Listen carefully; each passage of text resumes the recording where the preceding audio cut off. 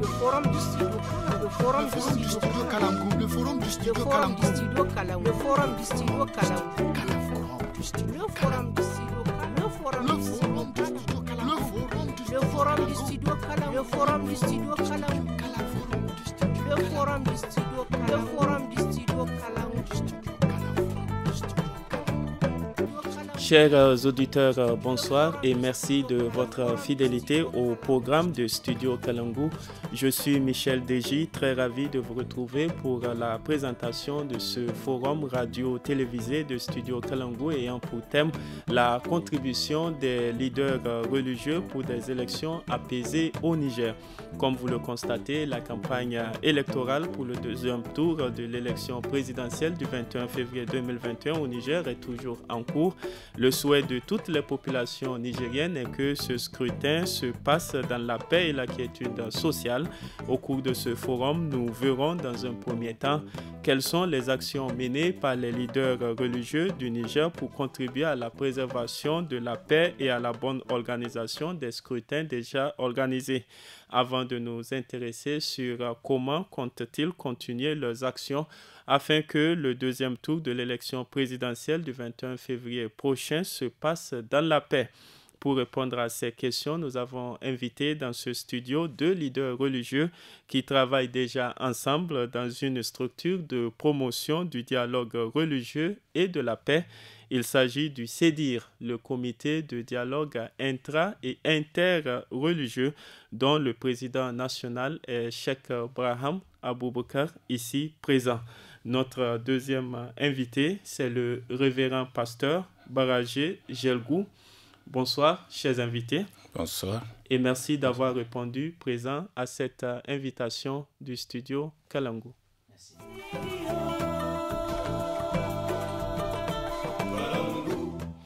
Avant de rentrer dans le vif du sujet, Cheikh Braham Aboubakar, dites-nous pourquoi vous avez décidé de créer le CEDIR, d'être ensemble et de travailler ensemble à travers le CEDIR, malgré vos différences religieuses et de points de vue en lien avec la religion.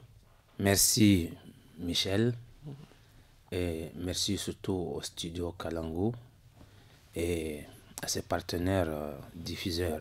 Le CEDIR, Comité de dialogue intra-interreligieux, est un comité national et qui a vu le jour en 2017.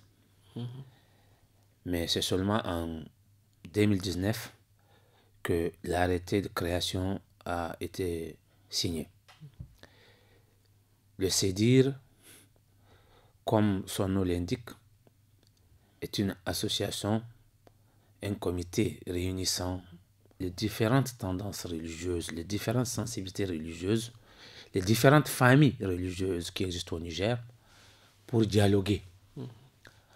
Dialoguer, c'est un terme commun que les gens utilisent, mais disons pour fraterniser, pour construire la paix ensemble tout simplement, pour œuvrer à l'avènement d'un monde de paix et de prospérité et surtout de dialogue, pourquoi pas.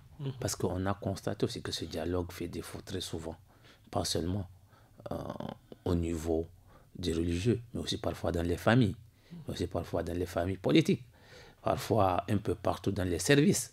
Le dialogue, c'est quelque chose qui est à cultiver.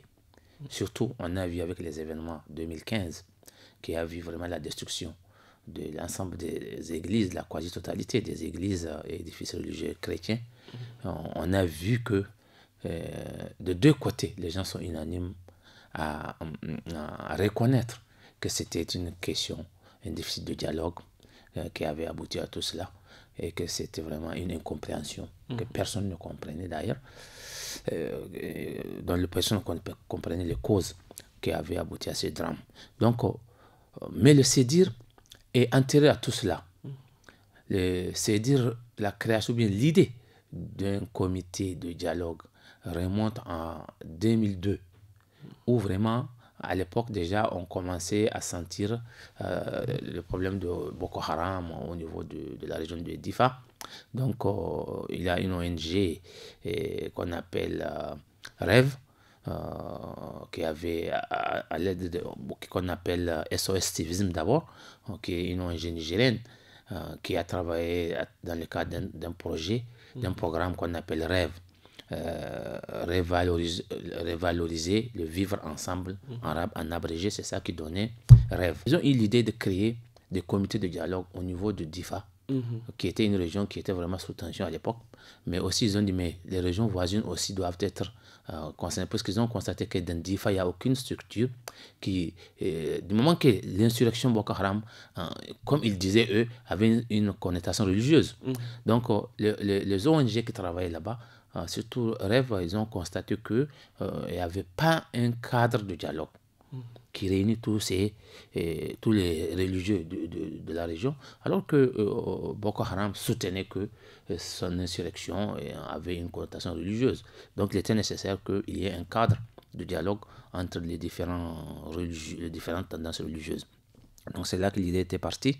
En même temps, ils ont aussi créé un autre, c'est dire, dans les régions voisines des Indes et de Maradi, mais aussi ils se sont dit, mais la capitale, c'est la capitale quand même, qui est le réceptacle de tout le monde, il faut aussi créer. Donc c'est ça qui a fait qu'il y a eu la création de 4 CEDIR régionaux qui, en 2017, ont été concrétisés par un CEDIR national, où vraiment l'ensemble des 8 régions du Niger ont reçu une invitation officielle pour venir compléter les 4 CEDIR et créer le CEDIR national qui, il faut le dire, était venu à point nommé, dans la mesure où le Niger était, c'est quand même l'un des pays concernés par ces crises terroristes, mais c'était l'un des seuls pays dans la sous-région qui n'a pas sa structure nationale de dialogue interreligieux. Donc en créant cette structure en 2017, vraiment le Niger a rejoint les autres pays et le Niger a même dépassé, puisqu'on a vu avec les différents témoignages de nos voisins qui venaient au Niger, ils trouvaient que le CEDIR a beaucoup avancé dans le dialogue. Donc voilà pourquoi. Avait même été cité en exemple lors des rencontres internationales, on se rappelle. Oui, plusieurs fois, comme en Allemagne où le chef de l'État avait eu à citer le CEDIR en autre grande surprise, puisque le CEDIR est quand même apolitique. Mais ça nous a quand même aidé à faire connaître l'ONG, puisque on parlait à l'époque de mesures que le Niger avait préconisées pour lutter contre le terrorisme. Donc les politiciens ont cité entre autres le CEDIR, qui n'était pas une structure politique quand même, mais dont les actions ont permis vraiment à tout un chacun, ont été reconnues par l'ensemble des acteurs politiques aussi. Cheikh Barham, quand on parle de CEDIR, on parle du dialogue intra- et interreligieux. Il s'agit de quelle religion ici? Effectivement, donc le CEDIR, comme beaucoup de personnes le croient, contrairement à ce que les gens pensent, n'est pas seulement une structure entre musulmans et chrétiens, non. C'est pourquoi on parle de comité de dialogue intra- et interreligieux. Intra, c'est-à-dire que les musulmans entre eux, vous n'êtes pas sans savoir que les musulmans aussi ont entre eux beaucoup de tendances religieuses qui sont peu amènes, comme on dit, mais aussi il ne manque pas quelques bisbis aussi entre les chrétiens parfois. Donc c'est pourquoi il y a le mot intra qui fait que le CEDIR est concerné par le dialogue en interne au sein des religions, avant d'exporter ce dialogue-là en interreligieux. C'est pourquoi on appelle CDIR, Comité de dialogue intra- et interreligieux. Et alhamdulillah, Dieu merci, et sur tous ces plans, dans tous ces domaines, on a constaté que vraiment ce dialogue qui était parfois inexistant commence vraiment à s'enraciner, à apporter même des fruits. Cheikh, merci pour cet éclairage par rapport au CEDIR. Nous avons également un autre membre de ce CEDIR. Il s'agit du révérend Barajé Gelgou. Révérend, pourquoi est-il important de faire le renforcement de cette coexistence pacifique entre toutes les religions au Niger? Merci infiniment pour cette question si importante. qui va droit dans le cœur même de la religion chrétienne. C'est Dieu qui nous a créés. Et dans tout ce que nous lisons dans la Bible, nous voyons toujours l'unité, la paix, l'amour. Donc, quand le Sédir a été créé, nous voyons en cela, en tout cas, quelque chose qui répond à ce que la Bible attend de tout un chacun. Raison pour laquelle, dès que cette création a été proposée, donc nous avons applaudi par rapport à cela et nous avons dit on va œuvrer de toute notre force pour que, en tout cas, ce que nous visons puisse se réaliser au Niger et même au-delà du Niger. Voilà ce que je peux dire par rapport au Sédir. Je crois que c'est de la volonté de Dieu que les êtres humains qui sont créés différents, avec chacun son milieu, avec chacun sa sensibilité, mais Dieu voudrait en tout cas qu'il y ait l'unité. L'unité, donc, et que nous puissions vivre en paix ensemble. C'est ça la volonté de Dieu. Merci donc pour ces différents éléments de réponse que vous apportez par rapport à ce que vous faites au niveau du CEDIR, qui est le comité de dialogue intra- et interreligieux au Niger, CEDIR Niger.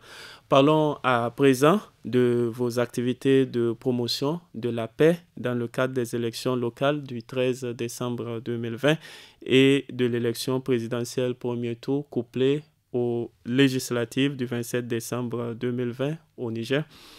Que dit d'abord l'islam, Cheikh Barham Aboubakar, sur la question de la paix de façon générale et comment la promouvoir en période électorale?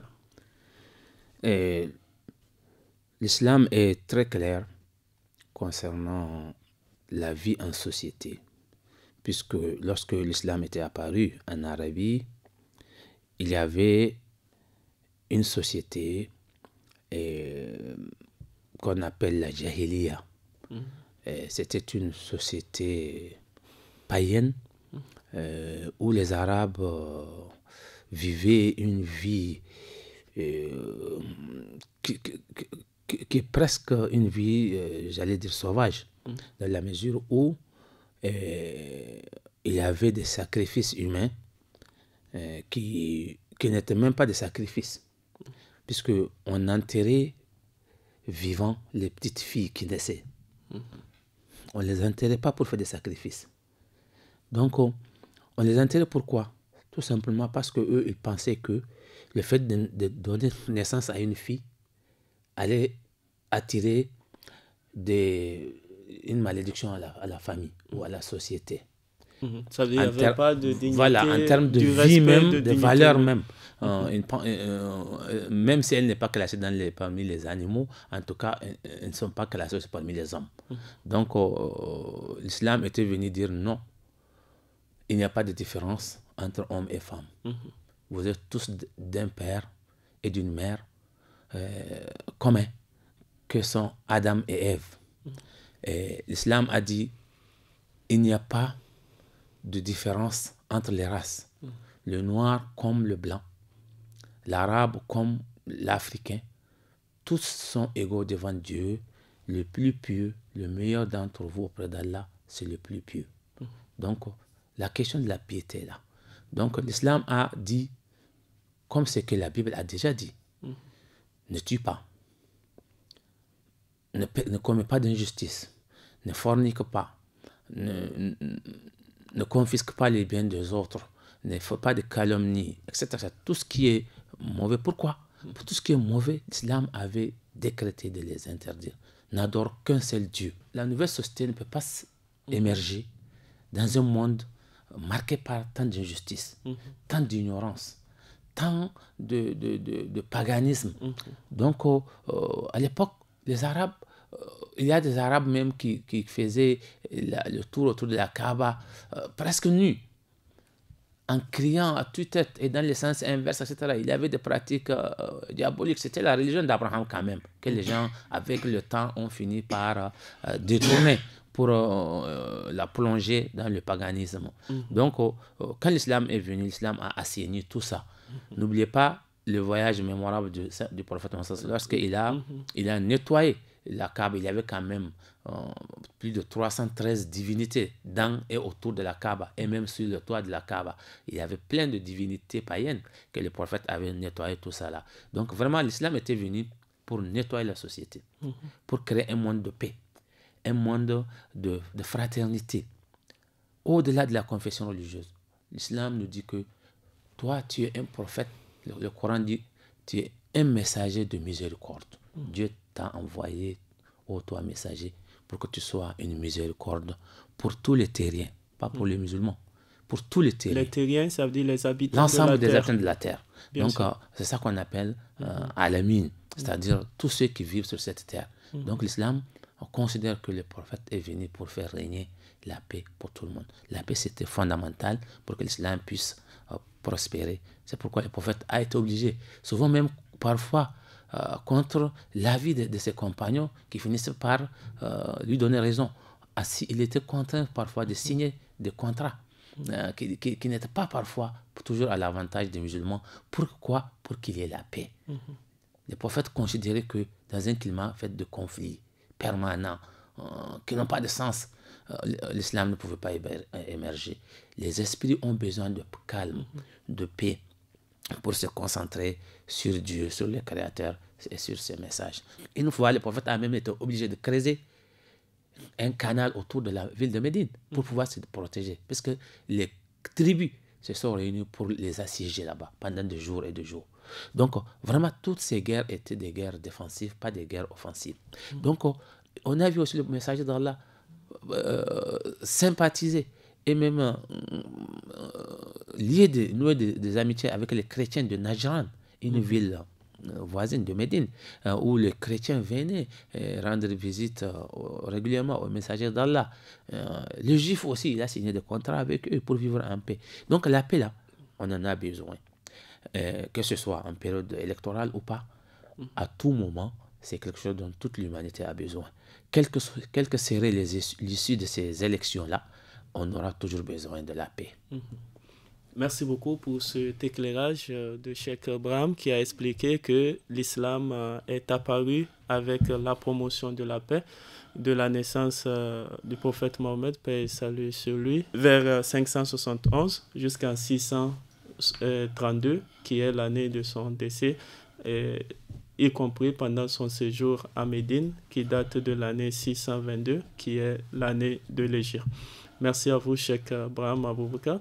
Révérend pasteur Barazé Gelgou, que faut-il faire pour que véritablement nous puissions réussir cette promotion de la paix en cette période d'élection au Niger?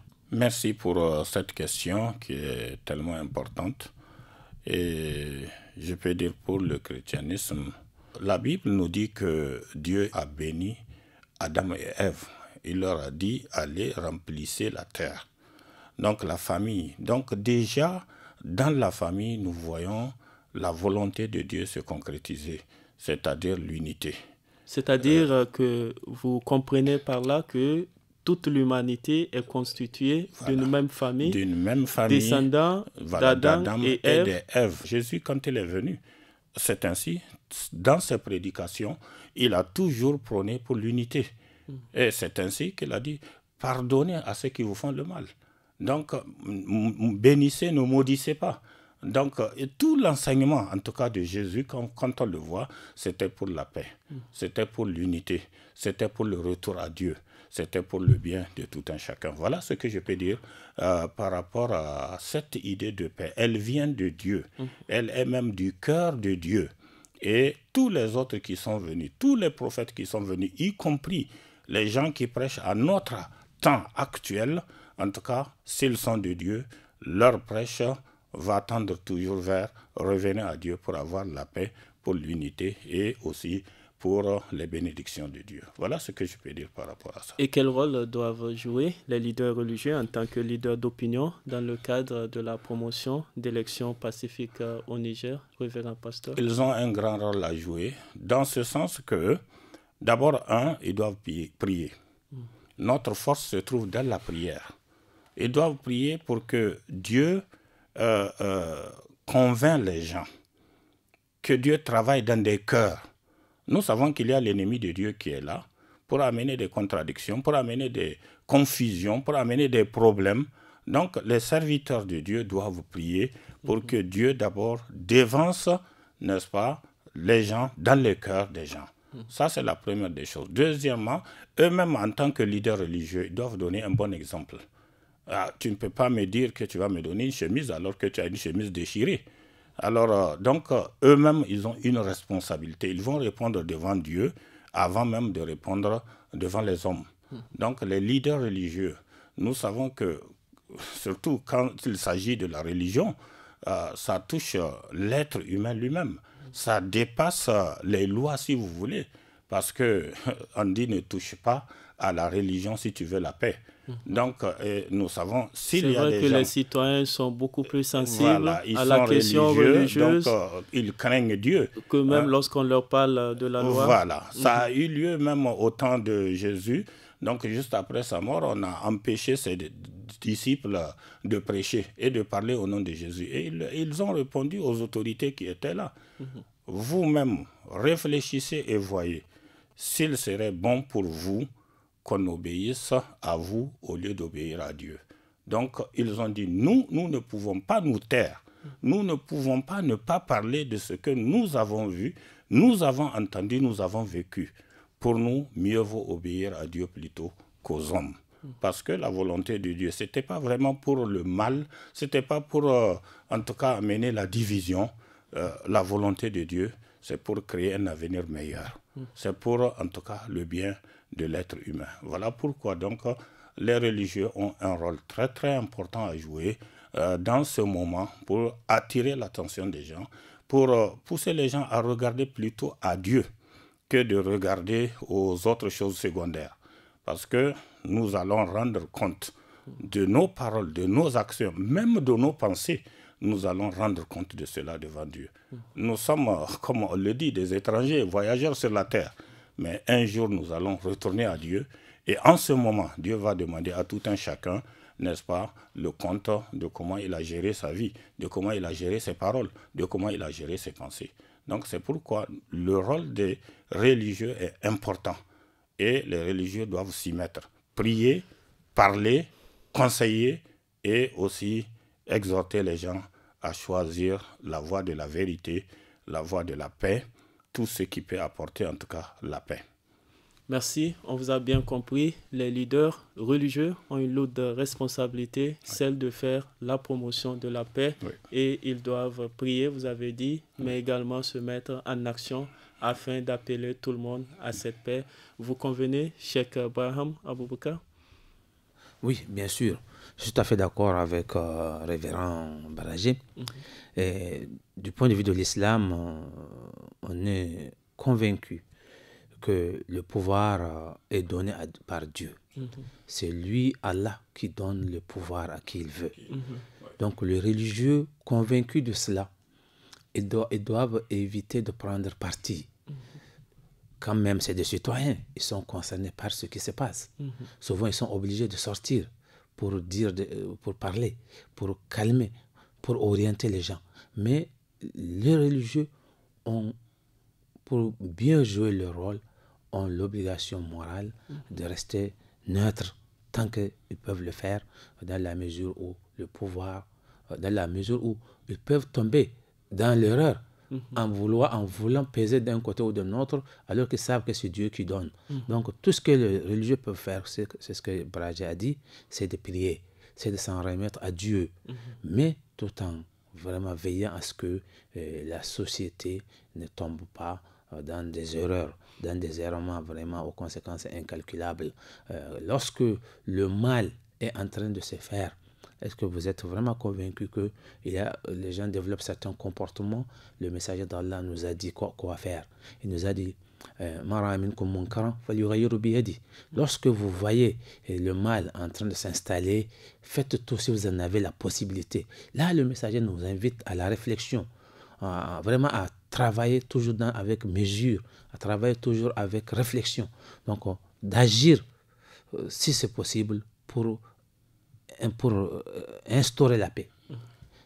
Au cas où il ne sera pas possible d'agir, il dit parler.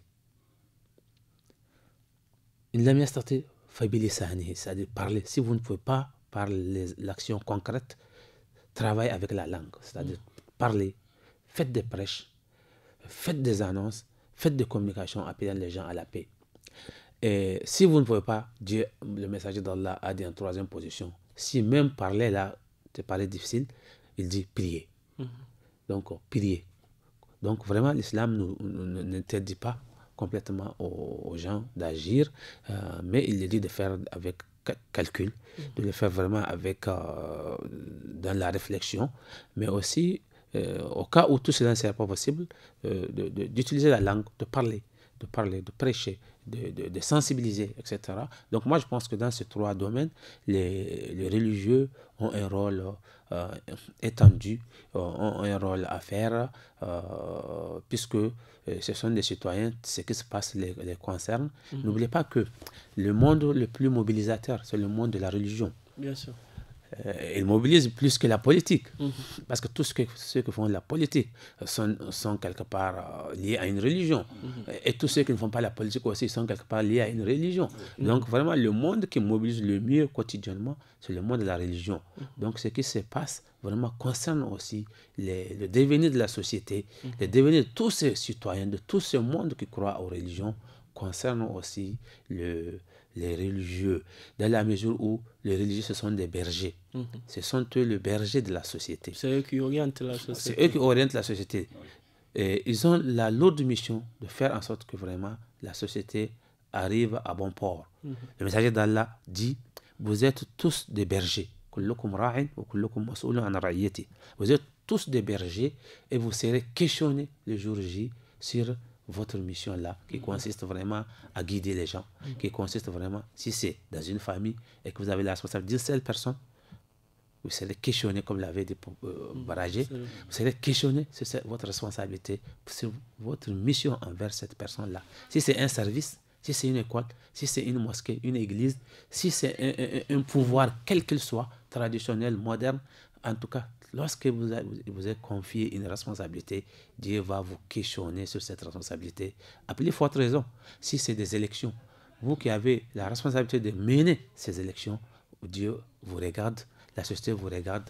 Faites vraiment honorer les textes que l'État a placés, que la nation a mis en place. Respectez les lois, respectez les citoyens, respectez l'être humain. Puisque même 1000 ans après, si l'action que vous posez aujourd'hui arrive 1000 ans après à tuer quelqu'un, Dieu va considérer comme si vous, par votre action, vous avez tué toute l'humanité.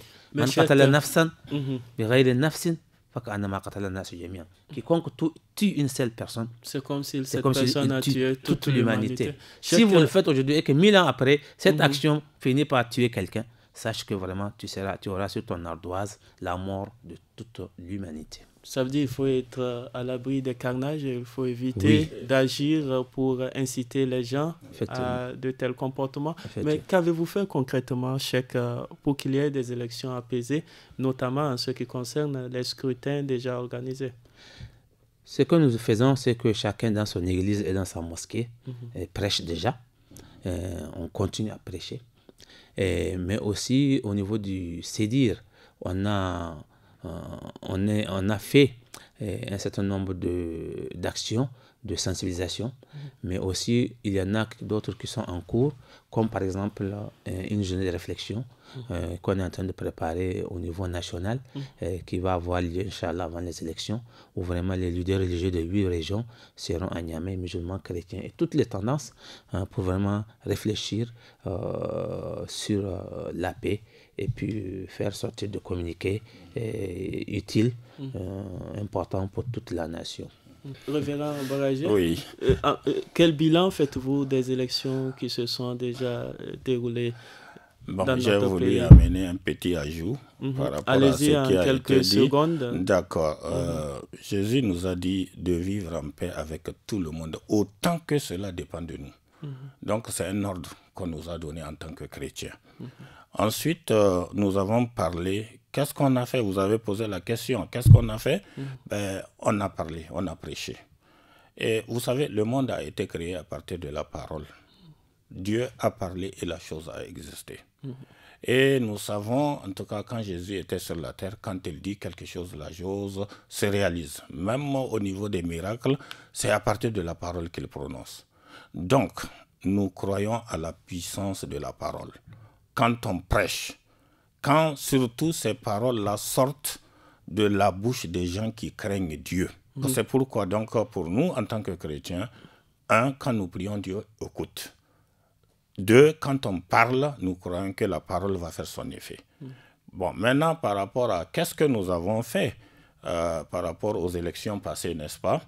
Bon, moi, je n'étais pas au Niger, mais j'ai suivi cela de loin. Néanmoins, mon esprit était au Niger. Les autres pasteurs qui étaient là chaque dimanche que Dieu fait, en tout cas dans notre église, surtout là où je suis responsable, nous avons un temps que nous réservons pour prier. Prier pour la paix, prier pour les élections, que Dieu lui-même nous choisisse l'homme ou les hommes et les femmes qu'il a décidé de mettre au-dessus donc de la population. Cheikh Braham a expliqué que c'est Dieu qui choisit, ça veut dire que Dieu connaît déjà celui qui va être le président. Est-ce que vous partagez ce point de vue? Oui, Dieu connaît déjà.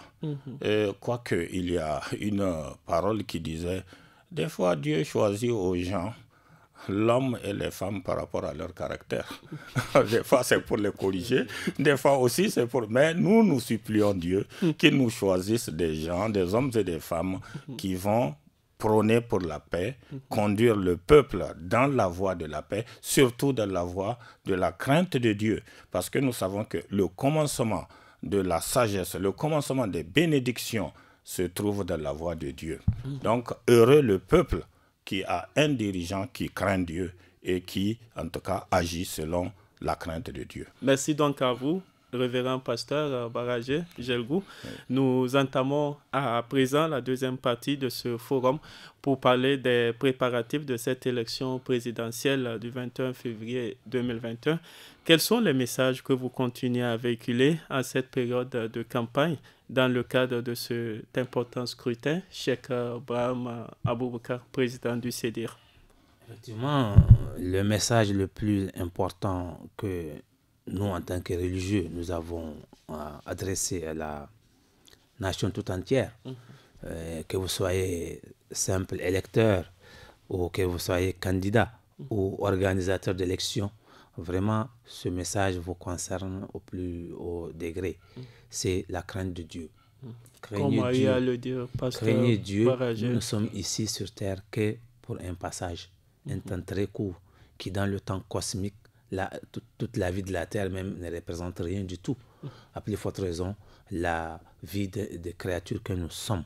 Donc, craignez Dieu, car Dieu, il est là, il est éternel. Lui, son pouvoir ne vacillera jamais et nous rendrons tous compte devant lui. Respectez vos serments, respectez vos citoyens, respectez les lois. Que tu sois opposant ou au pouvoir, respectez ces lois. C'est ça notre bonheur à tous. C'est ça qui va conduire notre nation à la paix. Quel appel lancez-vous alors à l'endroit des leaders politiques en cette veille d'élection, c'est-à-dire de la présidentielle deuxième tour? D'abord, l'appel que je lance aux politiciens est qu'ils sont tous soit musulmans, soit chrétiens quelque part, et que du point de vue de l'islam, le pouvoir n'a aucun sens s'il n'est là que pour servir la nation, que pour œuvrer au bonheur de la nation, au bonheur du peuple. Le pouvoir n'aura pas de sens si il aura pour but vraiment de conduire à la haine, de conduire à la désunion. Donc, celui qui va chercher le pouvoir, qu'il garde ça en tête, que le jour où il gagnera le pouvoir, sa mission principale sera vraiment d'œuvrer au bonheur de la nation, à l'unité de la nation, et vraiment à l'unité de ses concitoyens, et au bonheur et au développement tout simplement. Révérend pasteur Barajé Jelgou, oui. Quel est à votre niveau votre appel à l'endroit de tous ces électeurs qui vont à nouveau se rendre aux urnes pour choisir le futur président de la République le dimanche 21 février prochain? Mon appel ne dépassera pas tellement l'appel que le cheikh a lancé. Craignez Dieu. Tout ce que vous allez faire, faites-le tout en considérant que Dieu, il vous regarde, il vous comprend. Donc, choisissez en tout cas la personne que Dieu vous a mis à cœur de choisir. Donc, faites-le dans la crainte de Dieu. C'est ça que moi je lance comme appel. Et ensuite, maintenant, par rapport aux politiciens, écoutez qu'ils acceptent le verdict que Dieu a tracé, c'est-à-dire après les élections. Qu'ils acceptent, et parce que de toutes les façons, c'est une seule personne qui va régner, ce n'est pas tout le monde.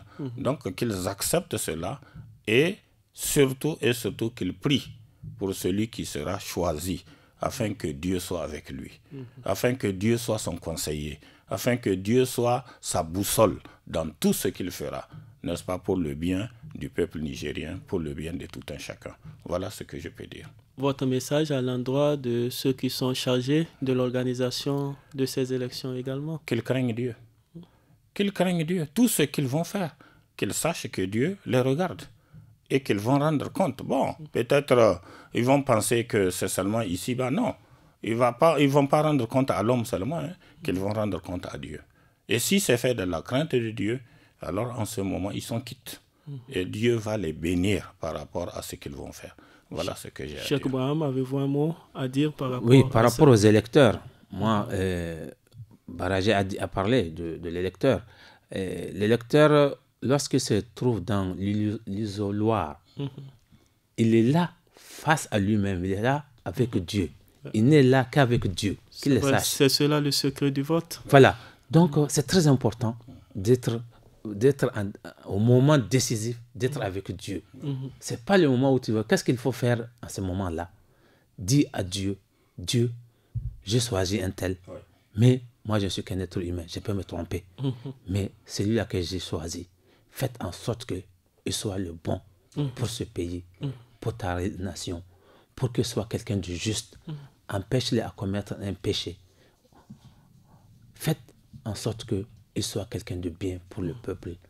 Guide ses pas, etc., etc. C'est le moment de prier pour lui, puisque nous sommes des humains. On peut faire... c'est Dieu qui sait qui est bon et qui ne l'est pas. C'est Dieu qui donne le pouvoir. Mais nous, tout ce qu'on peut faire, c'est vraiment de confier cet acte-là à Dieu en dernier ressort. En cas de cas, vraiment, au moins, on n'est pas sorti de notre rôle qui consiste à ne pas oublier Dieu. Mais si on oublie Dieu dans tout ce qu'on fait, même dans le choix, ça c'est de l'arrogance.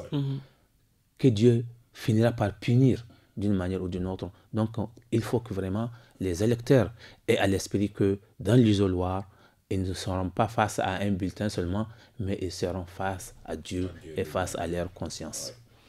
C'est vrai, le révérend pasteur Barajé Gelgou l'a dit aussi, quand il y a élection, il y a forcément un ou des gagnants et des perdants. Quel conseil particulier avez-vous alors à donner à chacune de ces deux parties, Cheikh Braham Aboubakar?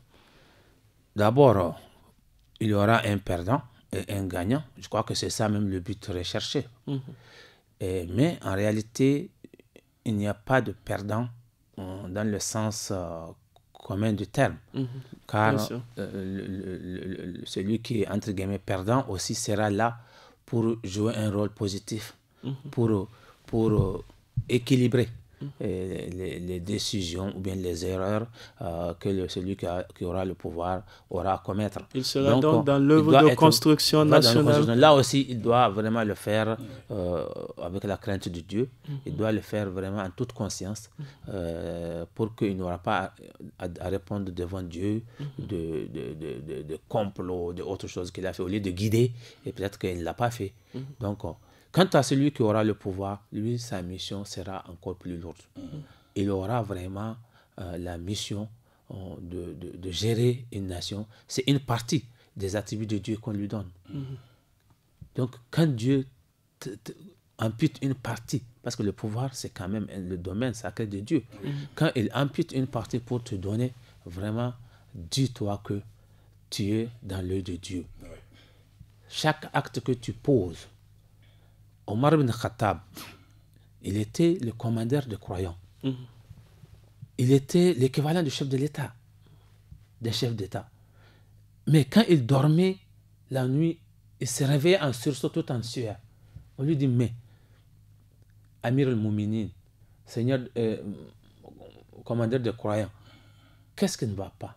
Il dit, je me suis réveillé en pensant que quelque part, parce que je n'ai pas fait de couloir de passage dans des terres lointaines, les animaux sont en train de divaguer pour aller casser les barrières de clôture des jardins des autres. Parce que pour lui, sa mission, c'est de faire en sorte qu'il y ait justice, il y ait paix. Donc le responsable politique, c'est quelqu'un qui doit travailler toujours pour qu'il y ait harmonie, pour qu'il y ait paix. Mais les citoyens aussi ont une responsabilité. Priez pour celui-là. Si vous continuez à le maudire, il va tomber comme ça, dans le camp de Satan et il va commettre que des actes sataniques. Donc priez pour lui pour que Dieu le corrige, pour que Dieu lui montre la voie. Et Dieu est capable de tout. Pour rappel, traditionnellement, le président de la République, ce n'est pas dans la Constitution, bien sûr. On a l'habitude de l'appeler justement le père de la nation. Oui, oui, justement, c'est une responsabilité. Le messager d'Allah disait que il n'y a pas une seule personne qui aura sous sa responsabilité 10 personnes et qui passe impunément et qui passe tranquillement, qui franchira tranquillement le portail du paradis. Ça veut dire quoi?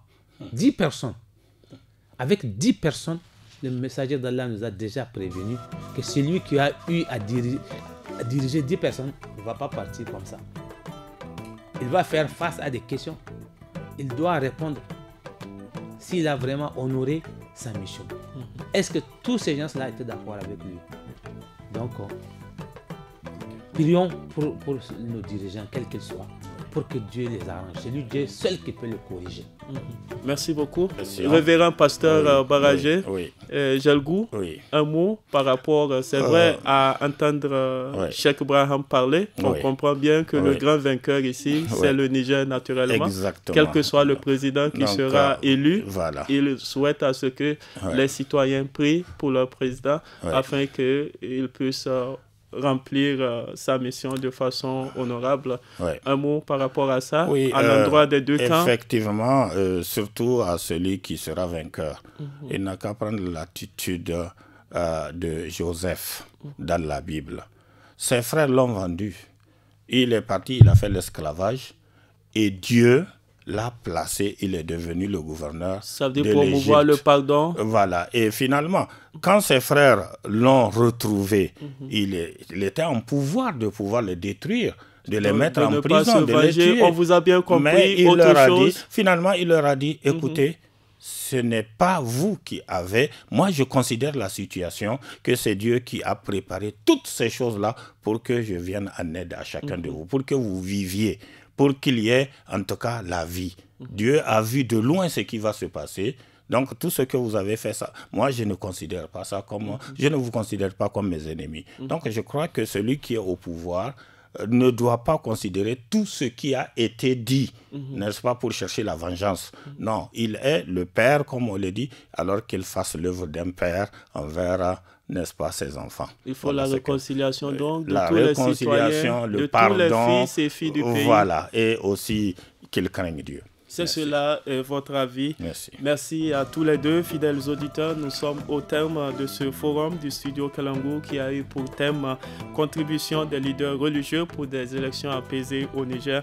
Nous comprenons que les leaders religieux que nous avons invités ce soir pour ce forum sont attachés aux valeurs de paix et de cohésion sociale en cette période d'élection. Vous avez eu donc à les suivre. Ils lancent des appels en faveur de l'organisation d'élections apaisées au Niger, notamment pour ce qui concerne le scrutin du 21 février prochain.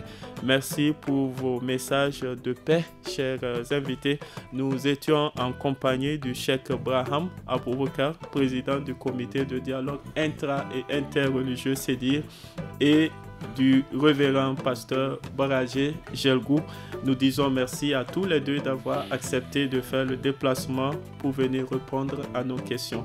Merci également à vous, chers auditeurs et téléspectateurs des 46 radios et des 6 télévisions partenaires de Studio Kalangu, grâce auxquelles vous nous suivez. Au micro, c'était Michel Deji pour la présentation, à la technique pour le son, Amina Hassan, et à la régie vidéo, Mustapha Yuba. Je vous souhaite de passer une excellente soirée et au revoir.